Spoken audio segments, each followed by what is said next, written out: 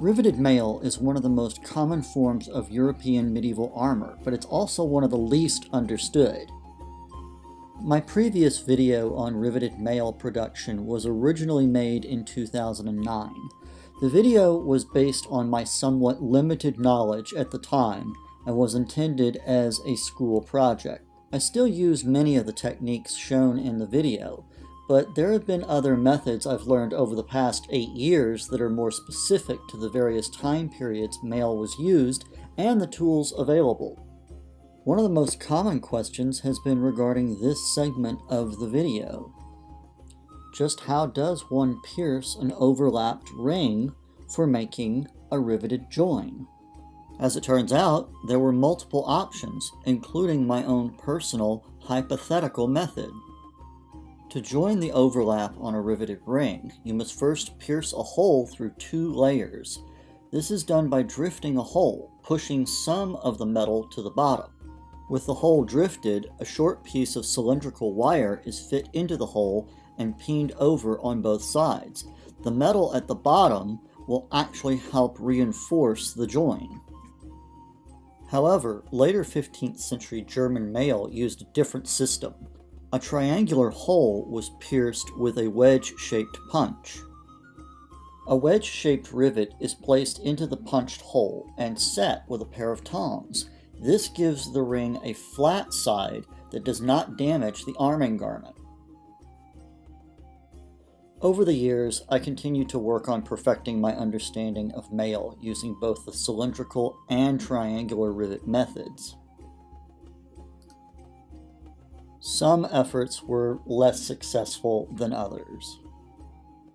As my skill progressed, I felt I had a good grasp on how historical maille was using punching and drifting for making the rivet holes until, in 2014, I started working as an apprentice 18th century silversmith at Colonial Williamsburg. I became intimately familiar with 18th century metalsmithing tools and techniques. Most of the tools were surprisingly not much different from European armor smithing tools, while others revealed surprising possibilities. This is a facsimile of A Catalogue of Tools for Watch and Clock Makers by John Wick of Liverpool from circa 1775.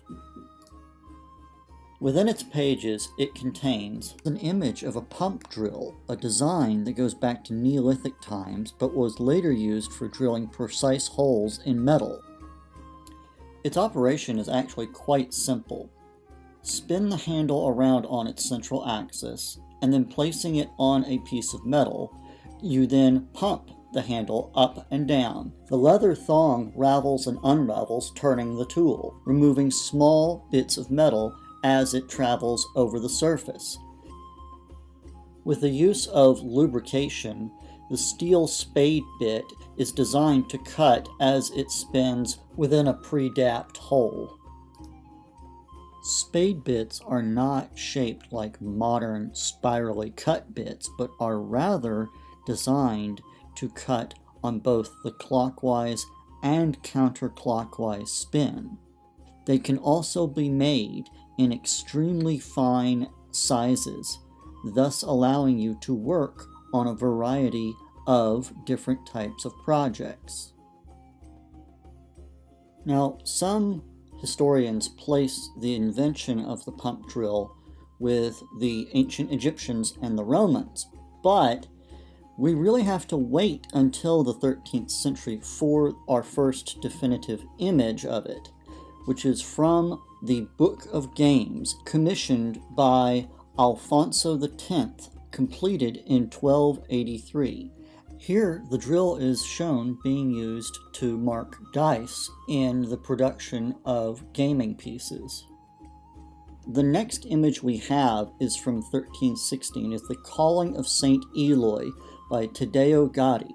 This shows a pump drill being used by a goldsmith in the production of a fine piece of jewelry in his workshop, much in the same manner as would be found in a later 18th century goldsmiths or silversmiths. Now the next image that we have is Nani do Banco from 1408, and the pump drill is being used by a stonemason. We now have 3 different trades using this tool within the medieval world. And finally, we see the clearest depiction, which is from 1425's Mendel House, showing the production of thimbles. And this is probably the clearest and most definitive image of the use of the tool.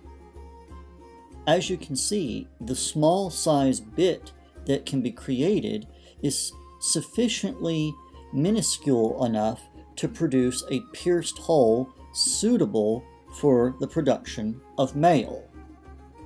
However, all of this is purely hypothetical, and we can't jump to conclusions. It's just simply an observance that I've made that this was a precision tool available to medieval armorers. In my opinion, it's unlikely that an armorer wouldn't have at least considered its use in the production of maille.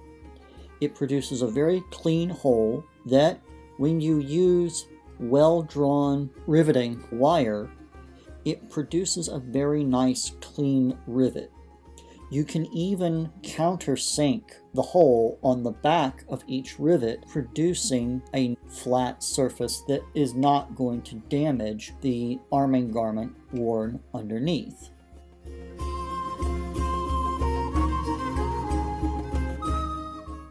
Now, of course, all of this is purely hypothetical, and it will require much more research, implementation, and testing on my part. Of course, I will post results and progress here on my channel.